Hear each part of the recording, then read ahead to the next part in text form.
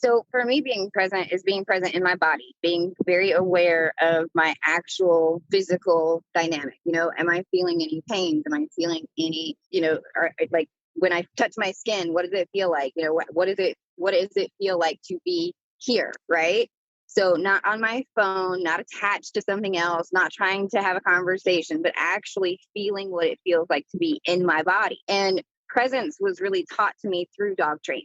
Right. So whenever I started dog training, I went through behavioral college, right? So I actually went through an animal behavior college to be able to study not only the behaviors as they happen, but the actual psychological breakdown.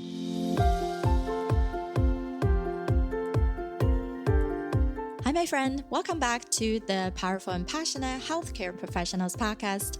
I'm your host, Sabrina. I am a cardiothoracic surgery PA, a public health practitioner with a background in neuroscience, and a peak performance coach. I'm here to empower you, an ambitious healthcare professional with a demanding career, just like me, to become a confident leader who are living fulfilled and purposeful so you can be both a powerhouse in your career and a passionate person in life, without feeling overwhelmed, underappreciated, or undervalued. As a bonus, we're hosting an online summit just for you, live, starting on July 27th to August 1st with 18 experts in our field to give you a recharge in life. All the proceeds will be donated to the Brave of Heart Fund, which supports healthcare professionals and their family who has passed away due to COVID-19. But it is free to join, so hop over to sabrinarunback.com/summit to find out more. You can also see the link in our show note. In the meantime, let's continue our journey for your powerful and passionate life with today's episode.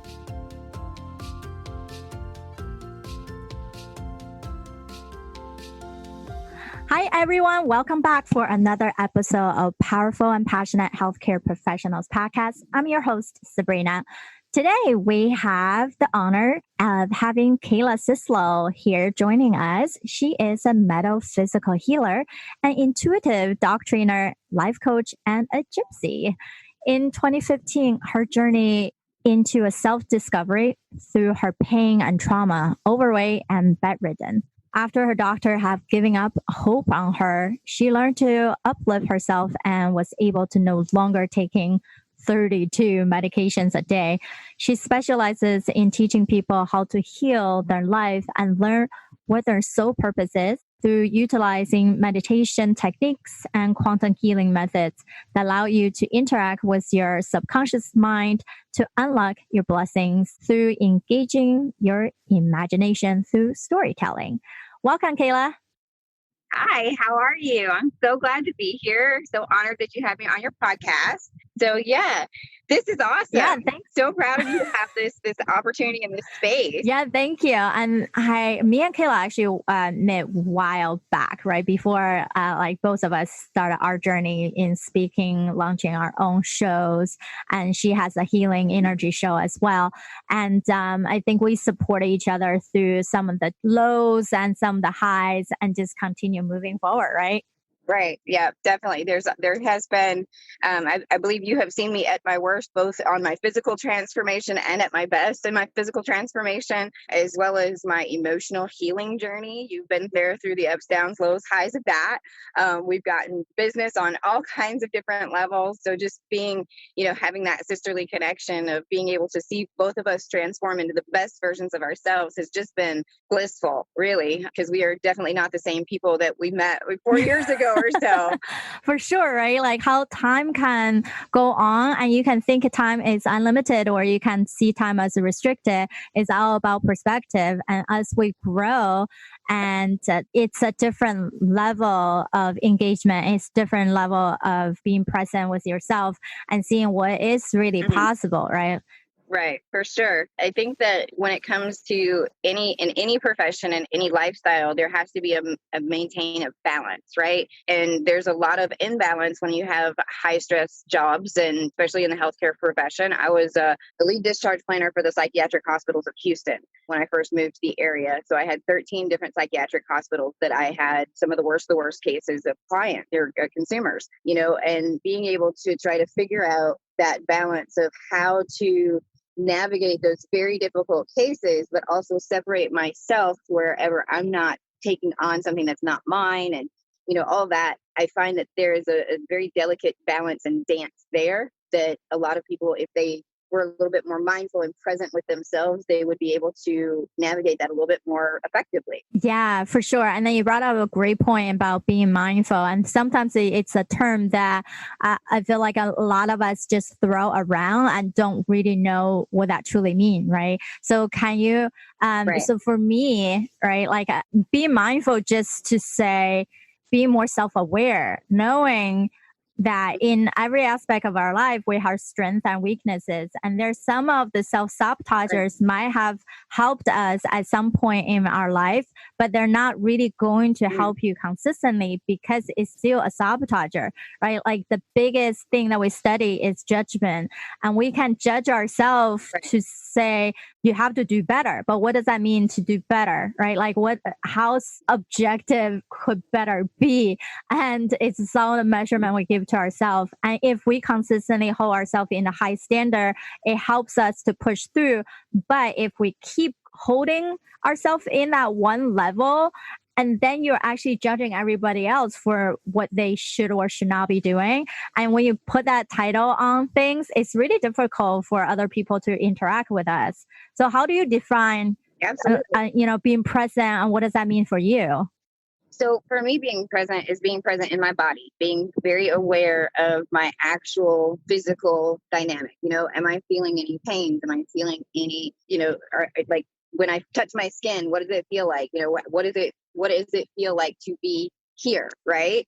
So not on my phone, not attached to something else, not trying to have a conversation, but actually feeling what it feels like to be in my body. And presence was really taught to me through dog training.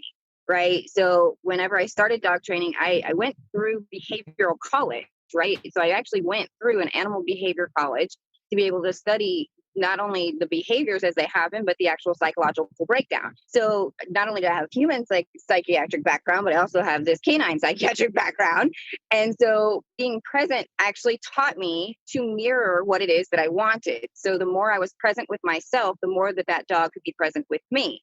So therefore, I was able to expedite the training process so that the dog was able to listen effectively within 45 seconds of my encounter. So I don't actually have to verbalize anything. They're able to actually feel what it is that I want, and they want to engage. And that's through me being present with myself and my environment. I'm watching my breath. I'm making sure that I feel how I feel in my body. If there is something in my awareness that does not feel comfortable, I put my awareness on it and let it flow through me. It's not attached to me. Because, when it comes to difficult situations, whether it's a difficult client, a difficult dog, a difficult consumer, it doesn't really matter when it comes to the relationship with another individual. All of that is just being mindful and present that if you get triggered, you need healed. And if they get triggered, they need healing, and to be very compassionate for where they're at and where you're at, because everybody has good and bad feelings, and we don't always have to send out love and light. And it's accepting the shadow side of self whenever you're being present with yourself.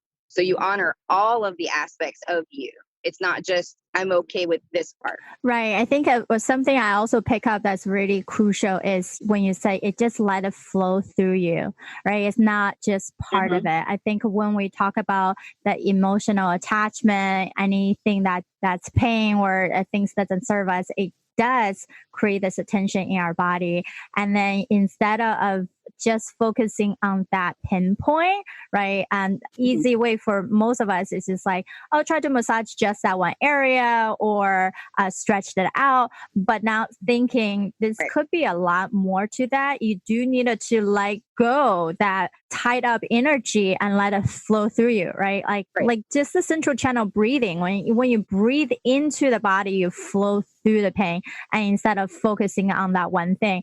And do you really believe in that most things in life is that way? We see a problem, we focus on that one thing. And when we focus on it so much, we actually ignored or unable to see all the hidden signs that is really triggering you to say, hey, there's something else you need to fix. Then this other thing will be resolving.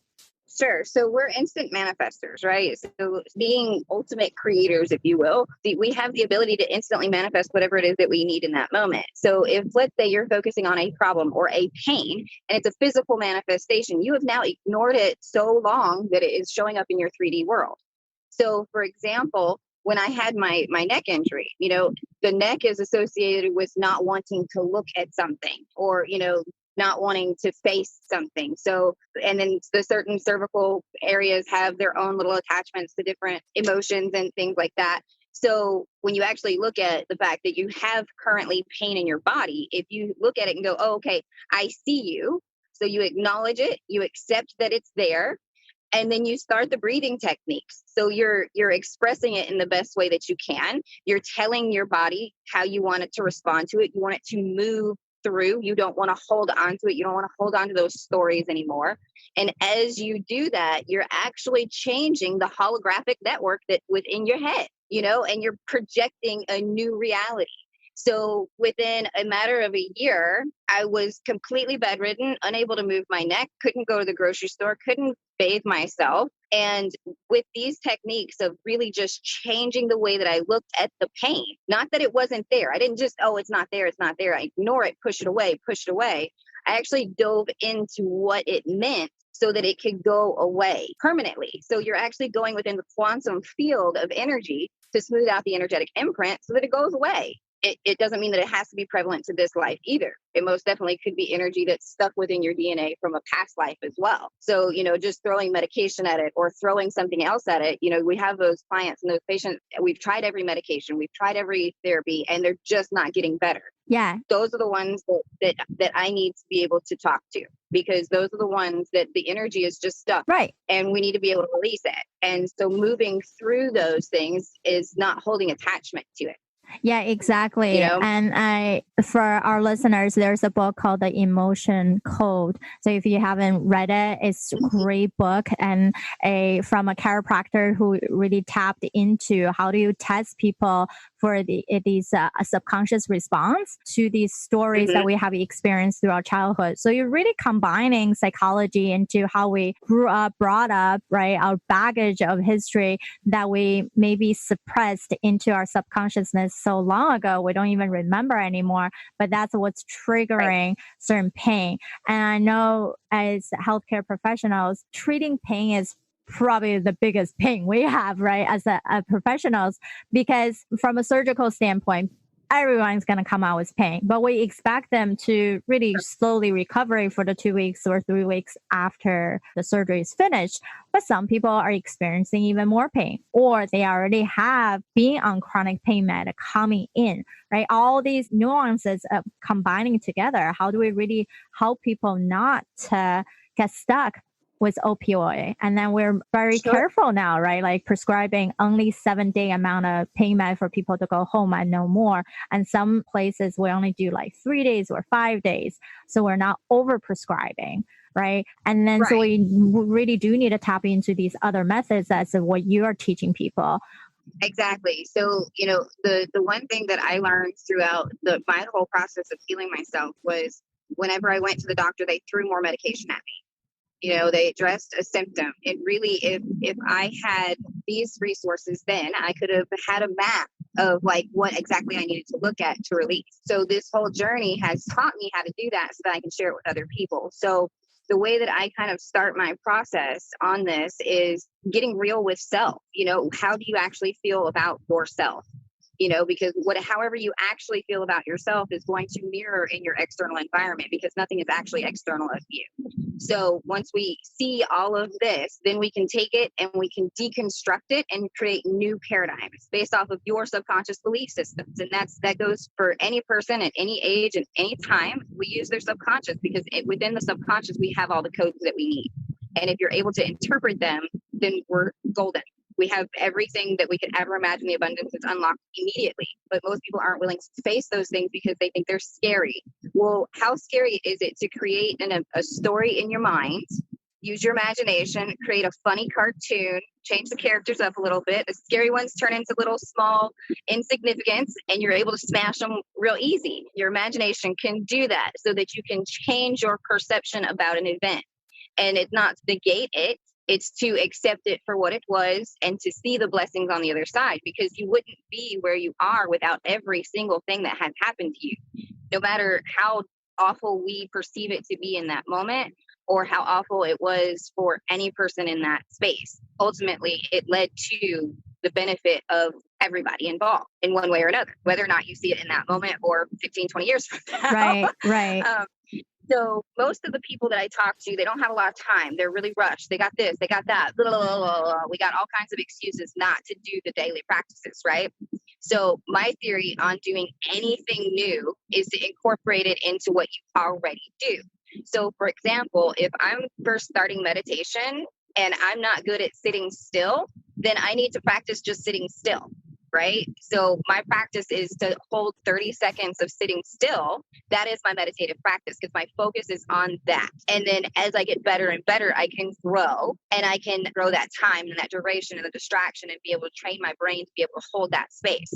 But it only takes about 17 seconds to start the process. So every person that tells me I don't have time, do you have 17 seconds before you use the bathroom? Do you have 17 seconds before you wash your dishes? Do you have 17 seconds before you walk into the next room? Can you be conscious and aware enough to walk in with your right foot forward so that you're walking into a new portal and a new paradigm and making new choices? Are you able to be conscious and aware throughout that entire process? And if not, what are you doing? How are you helping people? You're emptying your vessel and you're leaving yourself empty and for infiltration and pain. Right. Claim your power. It's claiming your power back. It's pulling it all back into self. And if you can do that for 17 seconds, first thing in the morning before you even get out of bed, how is that going to change your day? It's going to make massive waves of positive change in your life because you set your intention for the very first thing of the day. I have a goal. My goal is to be present with myself, to honor exactly where I'm at.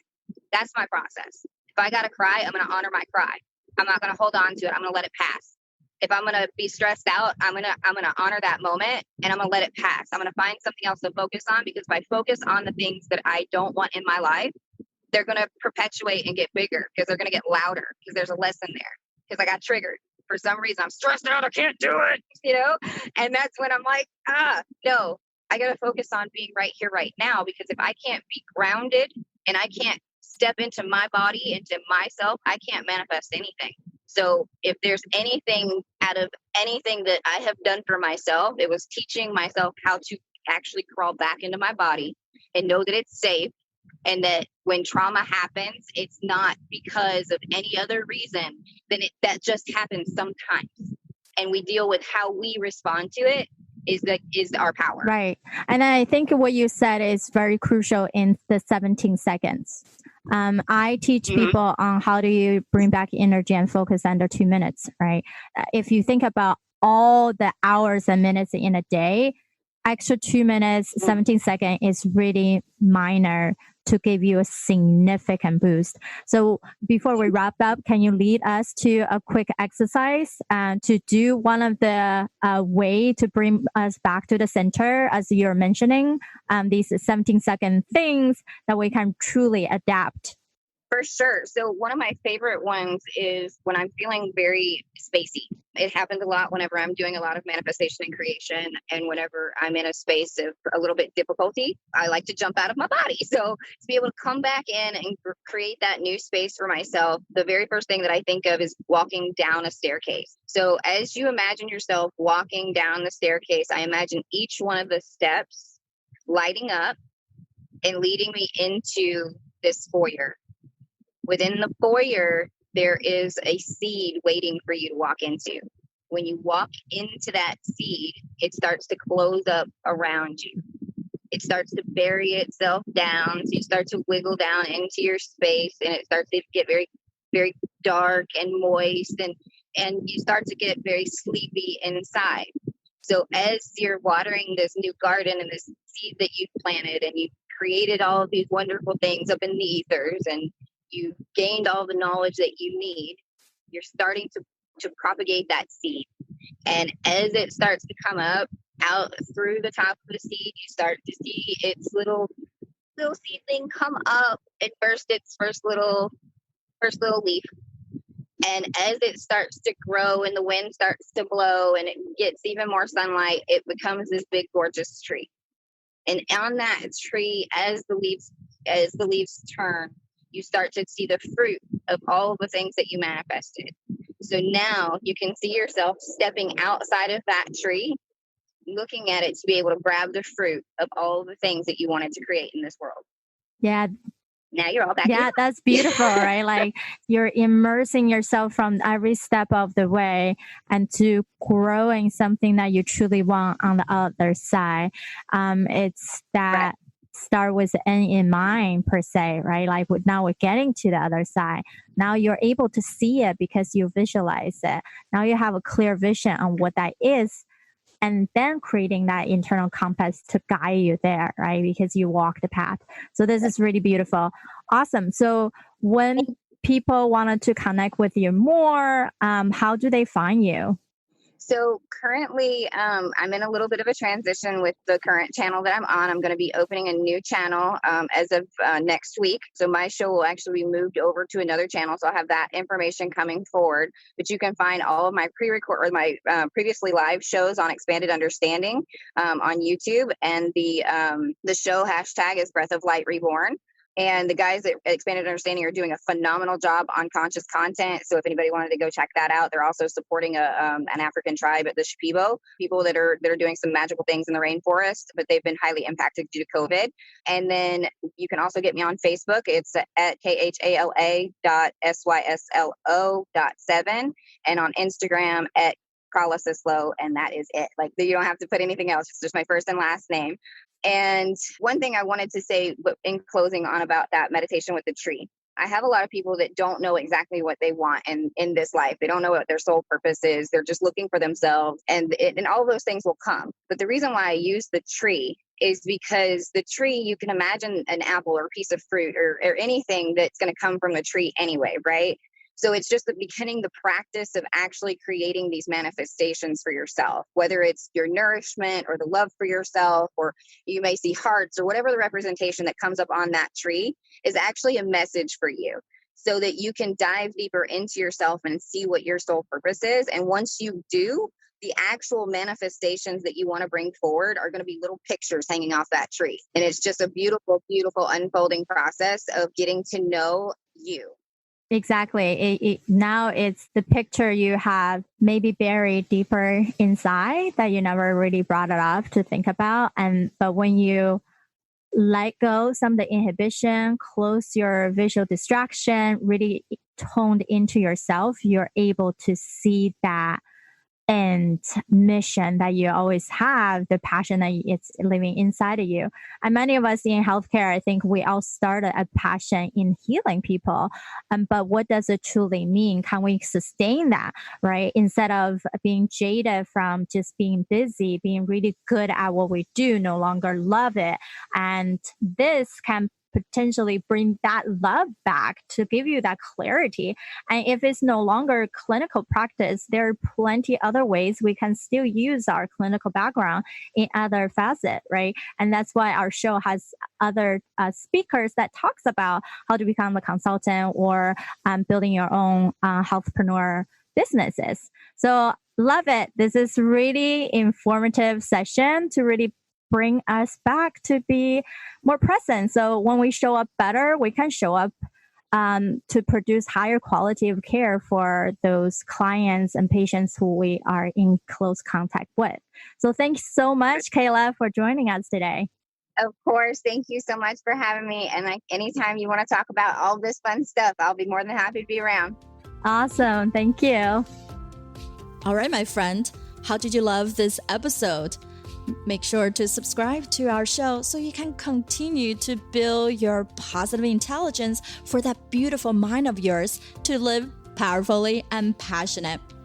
I know this is just the tip of the iceberg. You probably have a lot more questions on actually how do I implement those things into my own life?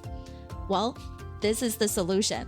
Joining us inside the private Facebook group, go to facebook.com/groups/powerful passionate, where I go live weekly to answer any questions that you have and continue to put more resources for you to help you to get to that point. You can be both powerful and passionate, where you're no longer working on any mundane work and truly focusing on the things that matter. You can be both powerful and passionate, where you can overcome any mental roadblocks keeping you from success. You can be both powerful and passionate, where you feel energized from the moment you woke up to the time you go to bed. Join me, and together we can create a life where you can be both powerful and passionate.